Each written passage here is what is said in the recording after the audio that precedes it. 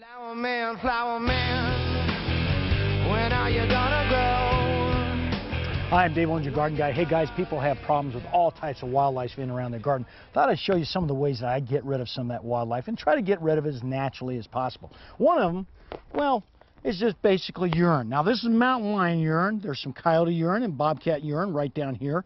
Don't ask me how they get the urine, but I can assure you it does work. What we do is we mix this, maybe about a teaspoon or so into a cup of water, spray it in throughout the garden. So say you've got a garden area that the rabbits like to get into or the gophers like to get into or something's eating up your garden, you might want to try some of this. It works out fantastic. Now it has to be used quite often because any type of rain or even you watering will go ahead and make it dissipate fairly quickly, but it does a great job. I've even had people say they get rid of their different types of, well, like javelina or any of those other things with this type of urine. Now another thing I get a question about is gophers. No one likes to trap gophers, but they want to get rid of them and try to get rid of them as naturally as possible.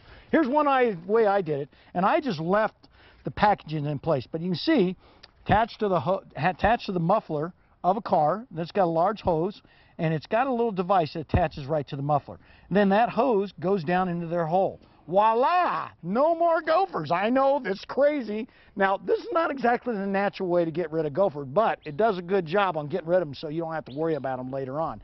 So there's rabbits, javelina, and of course, we got to talk about the different types of larger critters. So say you got some javelina or coyotes or even deer or elk, electric fence. And this is one that does a very good job. Now, no, it won't hurt the animal itself. It just kind of stings them a little bit. I use this on my property up in Payson and have had great results with it. In fact, I got a property that's about on an acre with full of brand new little apple trees. And bingo, one of those elk showed up and started thrashing those apple trees. Put one of those in, and voila, I got rid of them. So you might want to try a little bit of mountain lion pea. I know it sounds terrible.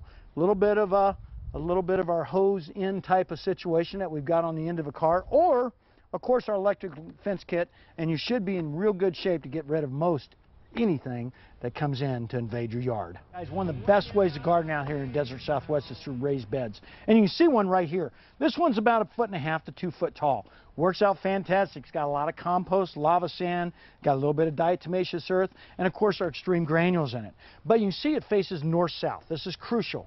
By putting this bed north-south, you're going to be on your way towards really taking advantage of as much sun as possible, especially during the wintertime. The other thing we got is about 4 foot wide. You can see how wide it is. We don't make any wider than that. That way we can, well, reach over there without having to step and create compaction in the garden itself.